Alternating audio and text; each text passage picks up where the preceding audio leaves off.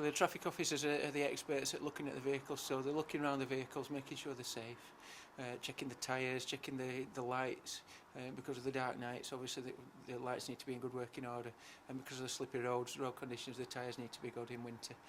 So we're checking the external parts of the car, making sure that the occupants of the car are insured to drive, got the permitted licence, and also that they're wearing the correct safety equipment, the seat belts and the child seats are in correctly, that kind of thing.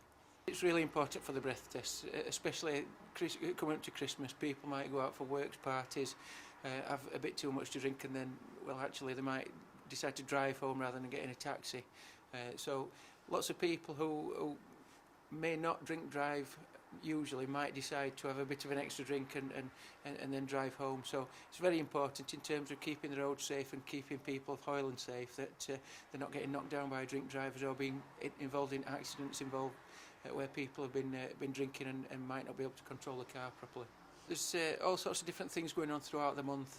There's been a Shaken and Slurred campaign started from the 1st of December running up to the 1st of January, where there's a bit more media interest in it, because we're advertising the fact that we're doing these drink drive campaigns, and it's just reinforcing the message not to drink drive and hopefully prevent people drinking and driving.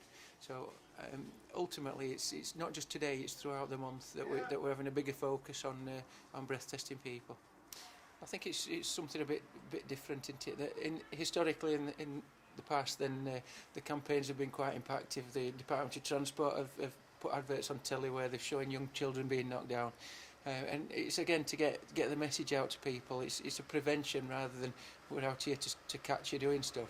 We're wanting to prevent people and make sure that people get the message that you shouldn't drink drive. If you do, there is a high profile campaign in place, and you will be stopped, and if you're over the limit you will be prosecuted for it. It might be that you've had a good drink the night before, you get up early for work and you're still over the limit because your body's not metabolised the alcohol. So it's how your body processes the alcohol, and even if you've had one drink you could still be over the limit, and one drink would still affect your driving. Everyone's in the yellow jackets. Basically that's a safety thing, but it also makes you, if you're driving past, it makes you aware, look at all those bobbies at the side of the road. It can lead to all sorts. If you stop a vehicle and talk to the driver might be disqualified, they might be wanted, they may have drugs in the car. Often we stop cars where people have been smoking cannabis, which obviously they're under the influence of drugs driving. That's if not worse than alcohol. So it can lead to all sorts. We're looking at the issues with the car, with the vehicle being safe initially, but like I've said to you, it can lead to all sorts of other policing matters that we can look at as well. So it's really useful to stop and speak to people who are driving about on our streets and preventing other crimes as well as just the drink drive stuff.